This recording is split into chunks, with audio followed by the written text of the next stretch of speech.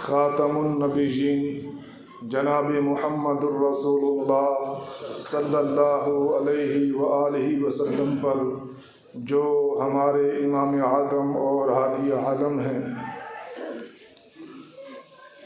عزیز سامعین حضرات، آج جس معاشرے میں ہم رہ رہے ہیں اس میں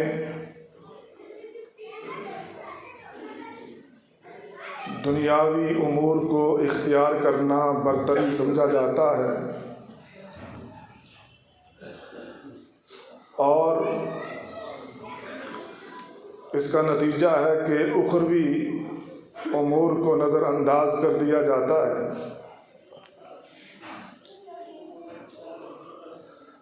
لوگ ہر چیز میں تفریح کو تلاش کرتے ہیں، حتیٰ کہ اگر مساجد میں دروس، تقاریر، محافل، مجالس میں شریک ہوں تب بھی وہ یہی چاہتے ہیں کہ ہمیں انٹرٹینمنٹ حاصل ہو،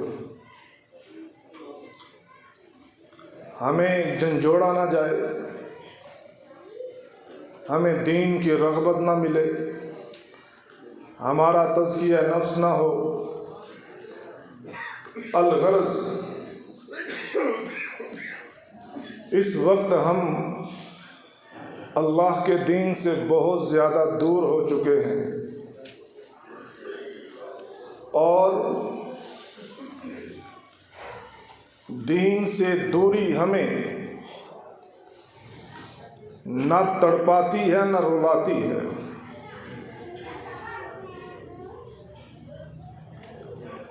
آپ دیکھیے، آج ممبر و محراب سے جو صدائیں آتی ہیں، جو آوازیں آتی ہیں، ان میں بھی زیادہ کہہ کے ہنسی مذاق اور لوگوں کو خوش کرنا مقصود ہوتا ہے۔ نبی کریم صلی اللہ علیہ وسلم پہلے خطیب، آپ جب منبر پر تشریف فرماتے، لوگوں کو وعظ و نصیحت کرتے، صحابہ کرام رضی اللہ عنہم اجمعین زار و قطار روتے۔ نبی کریم صلی اللہ علیہ وسلم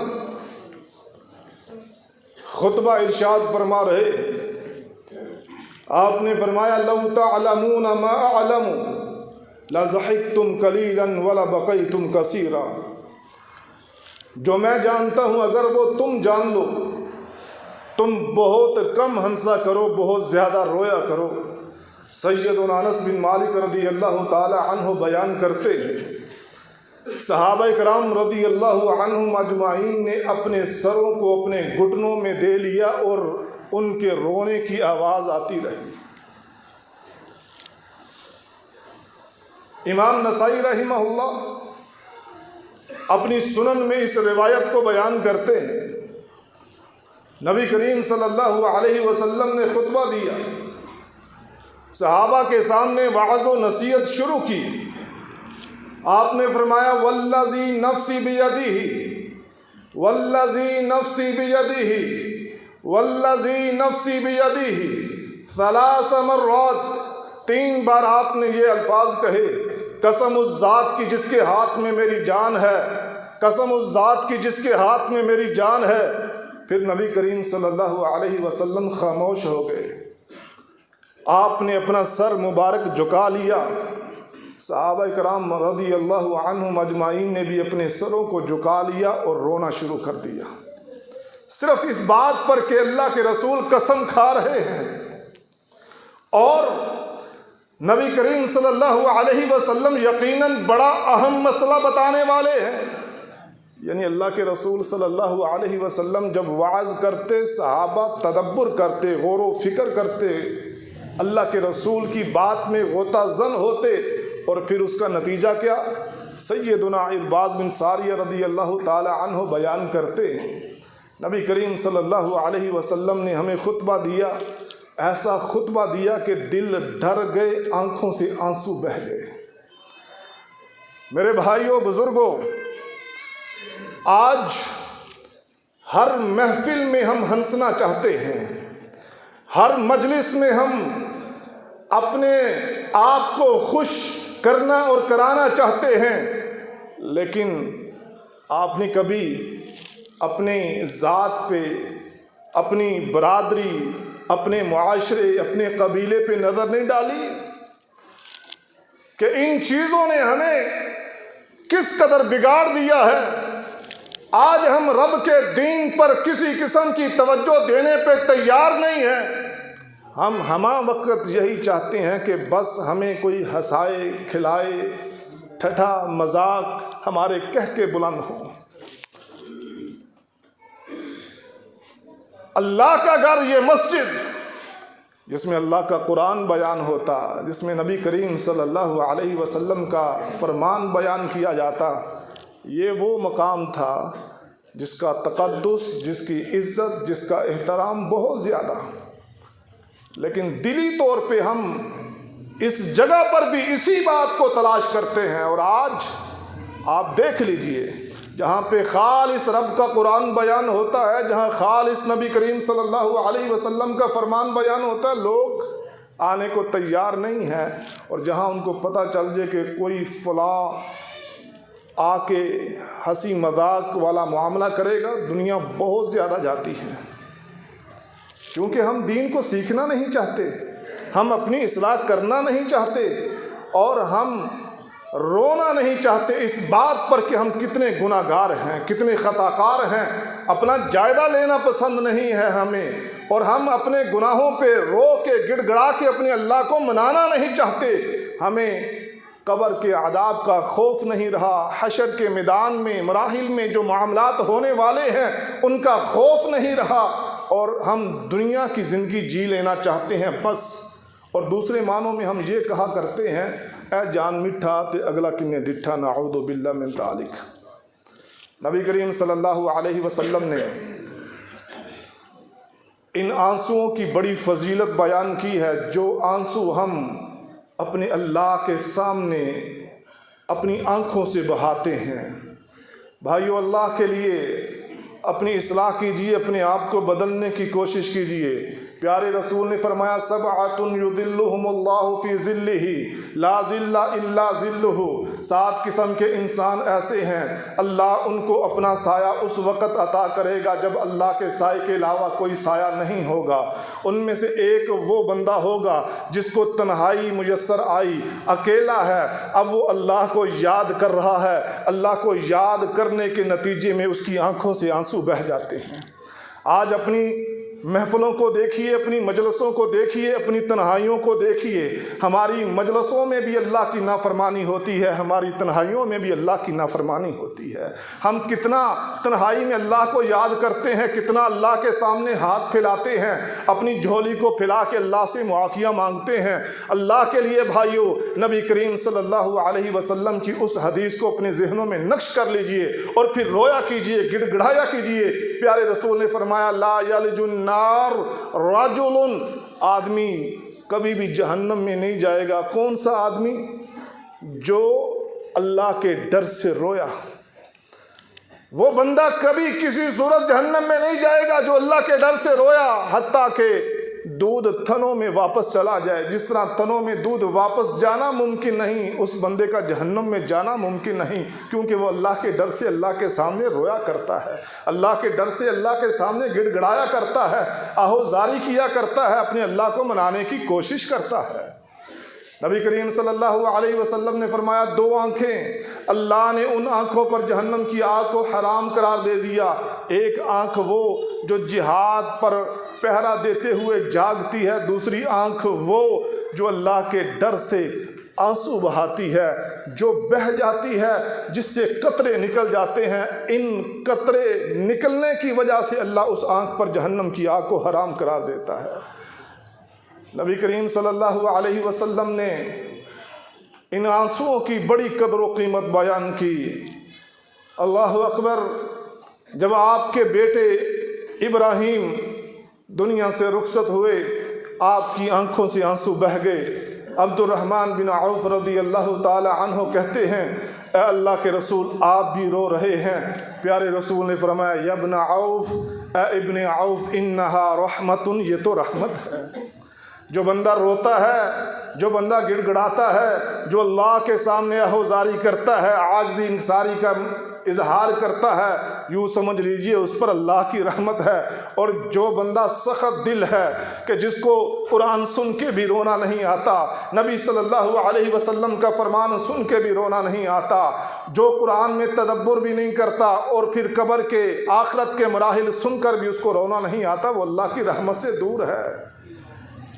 جو میت پہ نہیں روتا، جس کو یہ خوف نہیں ہے کہ آج یہ دنیا سے چلا گیا، کل میں نے بھی چلا جانا ہے، آج یہ قبر کی تاریکی کا حصہ بن گیا، کل میں نے بھی بننا ہے، آج یہ دنیا سے چلا گیا، اللہ کے دربار میں پیش ہو گیا، کل میں نے بھی پیش ہونا ہے، سمجھ لیجئے کہ اس کا دل سخت ہے، اور جس کا دل سخت ہو جائے وہ اللہ سے دور ہوتا ہے۔ سنن ترمذی کی حدیث ہے، اللہ سے سب سے زیادہ دور بندہ وہ ہے جو سخت دل والا ہے۔ میں اور آپ ہم سب دیکھ لیں کہ اس کہکوں نے، اس ہنسی مذاق نے، ان لطیفوں نے ہمارے دل کو کس قدر سخت کر دیا ہے کہ ہم اللہ کے دین کی طرف آنے کو تیار نہیں، رب کے قرآن کی بات سننے کو تیار نہیں، رسول اللہ صلی اللہ علیہ وسلم کی بات سننے کو تیار نہیں۔ جہاں رب کے قرآن کی بات ہوتی ہے وہاں سے گزر جاتے ہیں، جہاں اٹکھیلیاں ہوتی ہیں، کہکے لگتے ہیں، وہاں کھڑے ہو جاتے ہیں۔ یہ میرا ایمان ہے، آپ خود اندازہ کر لیجئے۔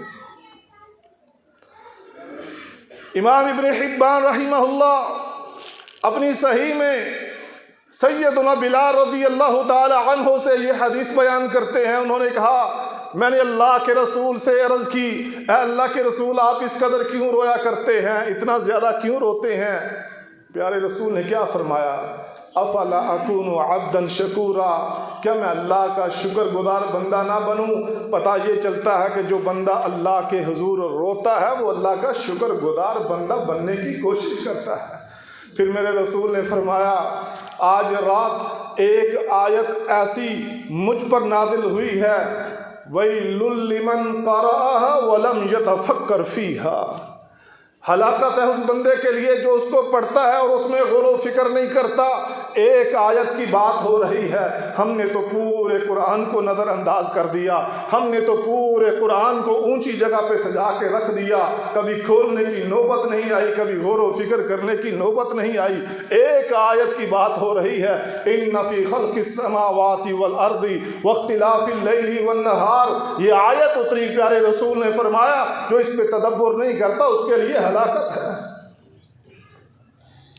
اور جو اللہ کے سامنے روتا ہے، گڑ گڑاتا ہے، وہ اللہ کا شکر گزار بندہ بننے کی کوشش کرتا ہے۔ رسول اللہ صلی اللہ علیہ وسلم نے رونے کی یہ وجہ بیان کی۔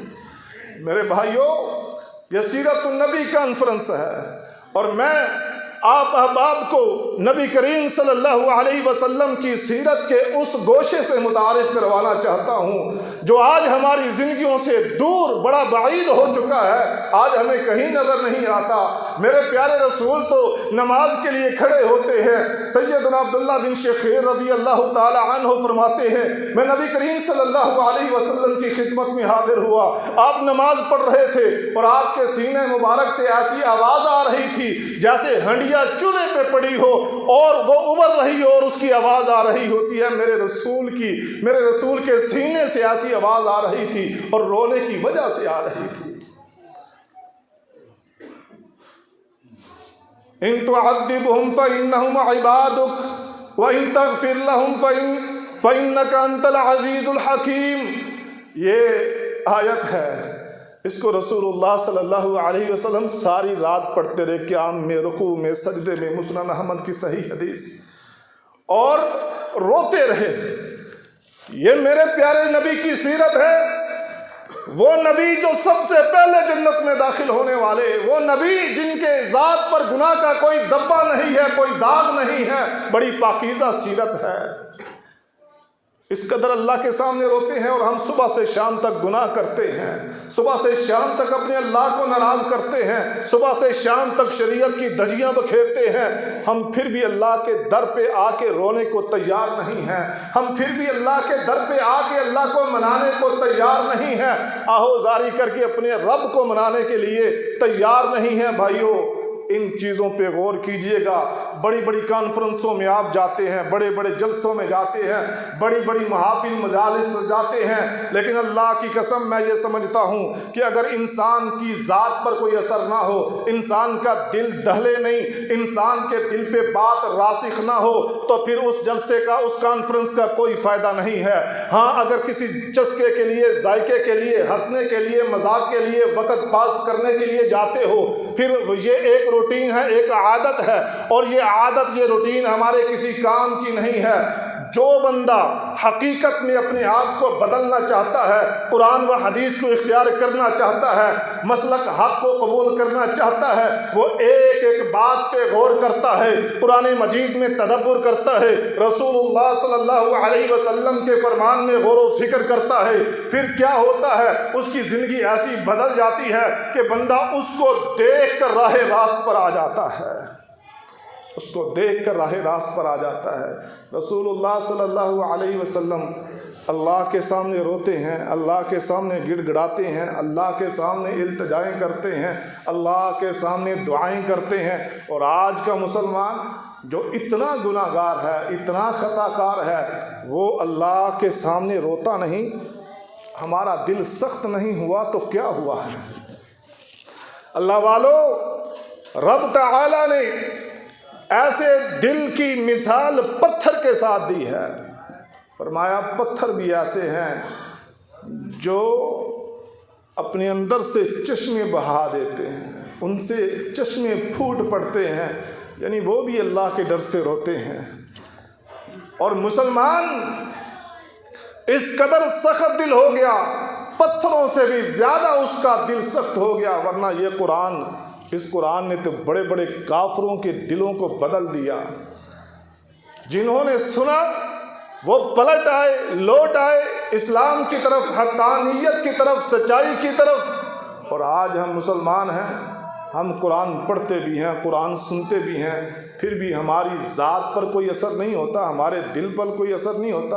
انما المؤمنون الذین اذا ذکر اللہ وجلت قلوبہم، مومنوں کے اوصاف اللہ نے قرآن میں بیان کیے کہ مومن وہ ہے جب ان پر رب کا قرآن بیان کیا جاتا ہے ان کے دل دہل جاتے ہیں، ان کے دل دہل جاتے ہیں۔ اور آج ہم نہ قرآن سن کر ہمارے دلوں پہ کوئی فرق پڑتا ہے، بلکہ قرآن سننا ہی آج کل تو گوارا نہیں ہے۔ لوگوں نے اپنے دلوں کو تسکین دینے کے لیے میوزک کراتے، طرب، ڈول، باجے، گانے، اس طرح کی چیزوں کو، حالانکہ رسول اللہ صلی اللہ علیہ وسلم وہ صاحب قرآن تھے، ان پر قرآن نازل ہوا۔ سیدنا عبداللہ بن مسعود رضی اللہ تعالی عنہ سے کہتے ہیں، اقرا علی القرآن، اے عبداللہ مجھے قرآن سناؤ۔ عبداللہ بن مسعود رضی اللہ تعالی عنہ کہتے ہیں، اقرأ علیک، اے اللہ کے رسول میں آپ کو قرآن سناؤں، حالانکہ آپ پر تو رب کا قرآن نازل ہوا ہے۔ نبی کریم صلی اللہ علیہ وسلم نے فرمایا، عبداللہ مجھے یہ بات پسند ہے کہ میں دوسروں سے قرآن سنوں، مجھے یہ بات پسند ہے کہ میں دوسروں سے قرآن سنوں۔ آج ہم میں سے کتنے بھائی ایسے ہیں جو اپنے بچوں کو قرآن پڑھاتے ہیں اور پھر ان سے بڑے شوق کے ساتھ قرآن سنتے ہیں، الا من رحم ربی۔ اکثریت لوگوں کی ایسی ہے جو اپنے بچوں سے گانا سننے میں فخر محسوس کرتے ہیں، جو اپنے بچوں کو ڈانس کے راستے پر چلانے میں فخر محسوس کرتے ہیں، جو دنیا کی بے دینی اختیار کیے ہوئے لوگوں کے راستے پر چلانے میں فخر محسوس کرتے ہیں، آج وہ دور گیا جب بچہ قرآن پڑھتا تھا لوگ خوشی محسوس کرتے تھے اور لوگوں کو کہا کرتے تھے کہ دیکھو میرے بچے نے قرآن حفظ کر لیا ہے، دیکھو میرا بچہ عالم دین بن گیا ہے۔ آج تو احساس کمتری کے علاوہ ہمارے پاس کچھ بھی نہیں ہے۔ جن لوگوں نے دنیا لینی ہے دنیا لے لیں، لیکن جن لوگوں نے آخرت لینی ہے وہ کبھی بھی انشاءاللہ مسجد کا در نہیں چھوڑیں گے، صف کا در نہیں چھوڑیں گے، صف پر بیٹھنا قبول کریں گے، دنیا کی چاہتوں، دنیا کی آسائشوں، دنیا کی سہولتوں کو ترک کریں گے۔ اس صف پر بیٹھ کر استاذ کے سامنے بیٹھ کر اپنے زانوائے تلمذ طے کر کے ان سے کیا پڑھیں گے؟ قرآن مجید کا ترجمہ، قرآن مجید کی تفسیر، حدیث۔ اور دنیا لینے والے دنیا کے پیچھے بھاگیں گے، قرآن لینے والے مسجد میں آئیں گے، استاد کے سامنے بیٹھیں گے۔ دنیا لینے والے دنیا کے پیچھے بھاگیں گے۔ رسول اللہ صلی اللہ علیہ وسلم سے محبت، رسول اللہ صلی اللہ علیہ وسلم سے محبت کا تقاضا یہ ہوگا کہ لوگ مسجد میں آ کے علماء سے، اساتذہ سے اور وہ احباب جو قرآن اور حدیث کی خدمت کرتے ہیں ان کے سامنے آ کے قرآن سنیں گے۔ تو عبداللہ بن مسعود رضی اللہ تعالی عنہ نبی کریم صلی اللہ علیہ وسلم کے حکم پر آقا کائنات کو قرآن سناتے ہیں۔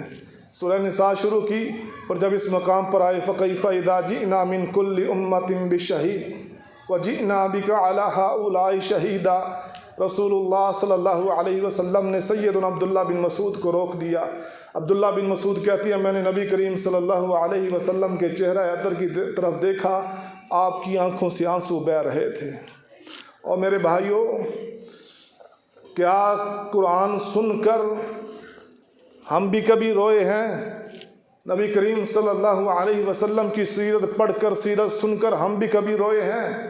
یا ہمارے دل کی ایسی اصلاح ہو چکی کہ جب ہمیں تنہائی میسر آتی ہے تو ہم کبھی قبر کو اپنے خیال میں لاتے ہیں، کبھی آخرت کو اپنے خیال میں لاتے ہیں، کبھی جہنم کی آگ کو اپنے خیال میں لاتے ہیں۔ اگر یہاں تھوڑی سی تپش سورج کی پڑ جاتی ہے ہمیں فوراً جہنم یاد آ جاتی ہے، ہمیں فوراً قبر کی تاریکی یاد آ جاتی ہے۔ کبھی ایسا معاملہ ہوا اور پھر ہم نے اپنی زبان سے یہ کہا رب اغفر لی، رب اغفر لی، میرے رب مجھے معاف کر دے، میرے رب مجھے معاف کر دے۔ نبی کریم صلی اللہ علیہ وسلم پورے دن میں 70 بار یا 100 بار استغفار کیا کرتے تھے۔